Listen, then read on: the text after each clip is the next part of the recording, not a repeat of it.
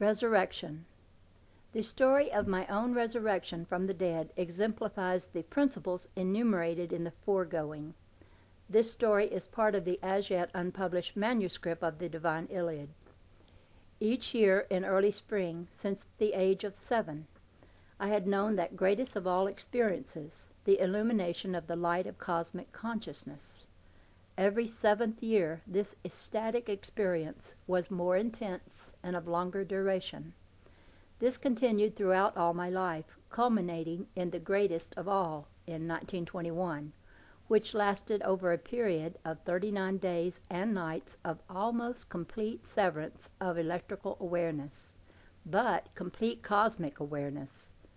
During this period I wrote the message of the Divine Iliad as commanded of me, and for which purpose I was thus illumined. Just before my second major illumination, at the age of 14, I was stricken with black diphtheria, which is identical with black plague. Cultures from my throat so blackened a case knife that the 3 doctors attending me said I could not possibly live, for the functions of my throat were destroyed. Soon after, these doctors pronounced me dead. The undertakers had arrived. I had no awareness of my body whatsoever, but while in that state, a great ecstasy overwhelmed me with all-knowing light of love, and to the amazement of my weeping parents, I arose from my bed perfectly healed. An inspection of my throat showed a perfect normalcy of strong tissue, and my weakened body was again strong and vital. No words of mine can quite convey as much meaning as those set down in the Divine Iliad itself, in reference to this event which God caused to take place in order that I should fulfill His purpose by conveying His message to man, for which I was being prepared. I quote the Divine Iliad. It has been given me to know that regeneration of the body form, from that which man calls death, is within the range of power of inner knowing if the soul has not yet left the body. That disease which man calls black diphtheria or black plague had so disintegrated my body that my soul made ready for its departure, and I was pronounced dead by man. God took me up into the mountaintop where inspired man is God-man, and there gave unto me higher knowledge of the power of regeneration of my body through His all-knowing light. Through the red-violet whirl and the red-red whirl to the world of pure white light, beyond the world of blue, and back again to the world of pure white simulated light, beyond the yellow world, the spirit within me journeyed in an ecstasy for which there are no words of man to tell. In the ecstatic state of inner knowing, the great truth of creating and decreating things was made known to me. That majestic swing of the cosmic pendulum spelled out for me the glorious rhythm of things to be, and then not to be. The mystery of soul was mine, the souls of all creating things. The memory of 10 times 10,000 lives mirrored themselves in light from their records on my soul, to tell me that my body was still new, that my time of disappearance had not yet come. It was then given me to know that the power of revitalization of my body was mine, and I, who had been pronounced dead by man, lived strongly in the body.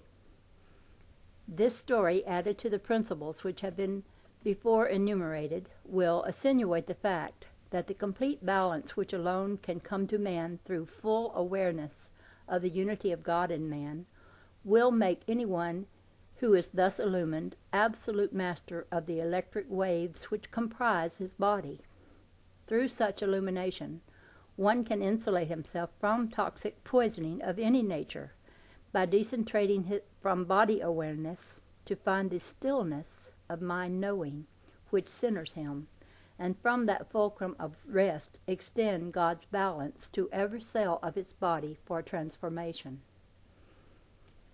Likewise, anyone so illumined can extend his knowing and his balance to anyone else, and illumine that one to the extent of his own illumination.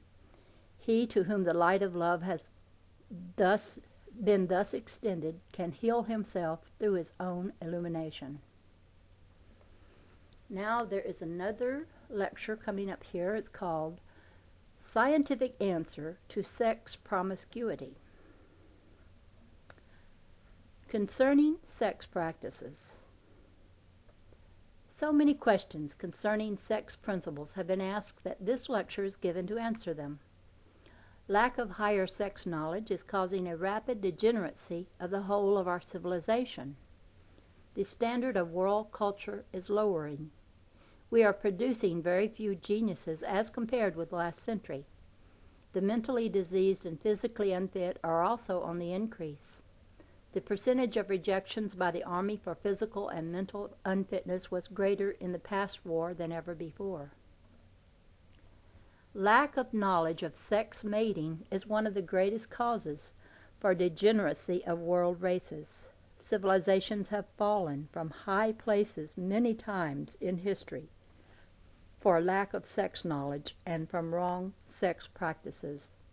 It is possible that this present civilization will fall for the same reason. It is well to examine our sex-human relations in this respect. By higher sex knowledge, I mean the effect of wrong sex practice and wrong mate choosing from a spiritual, mental, and character-building viewpoint, instead of just from the physical and biological point of view.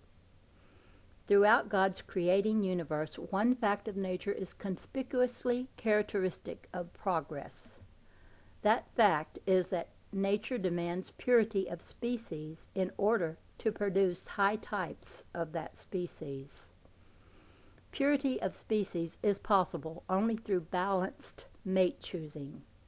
To most people, sex is just a relief of the body from sex hunger, just as food is a relief of the body from food hunger. Different kinds of food produce different effects upon the body structure and pattern. Likewise, different kinds of sex have different effects upon the body structure and pattern. More than that, sex has different effects upon the intellectual and moral thinking processes as well. It has been said that a man is what he thinks, also that a man is what he eats. To this should be added, a man is what his sex practice and sex ideals make of him. Sex practice and ideals of sex determine the standards of body and mind. One will inevitably ascend or descend physically, mentally, and spiritually through one's sex practice. Sex practice can be the most spiritually uplifting or the most mentally and physically defiling thing in one's life, according to one's ideas concerning sex thinking or lack of them. The greatest injury from promiscuous sex relation lies in the fact that each person has his own wavelength or number and his own wave pattern, which he has created from his own thinking. Promiscuous sex relations affect both by undermining both. Each is benefited if the wave patterns are harmonious, or injured if the electrical wave patterns are too greatly opposed. Few realize that every cell in the body, plus the nature of the bloodstream, is permanently affected, for better or worse, by sex relations. The sex relation unifies two close mates, but badly distorts electrically unbalanced ones. Years of hard climbing toward one's spiritual goal can be nullified in one brief, costly hour of thoughtlessness in violating this most holy relationship between the sexes. Just as wrong sex practice can defile a life, so likewise can it defile a whole civilization.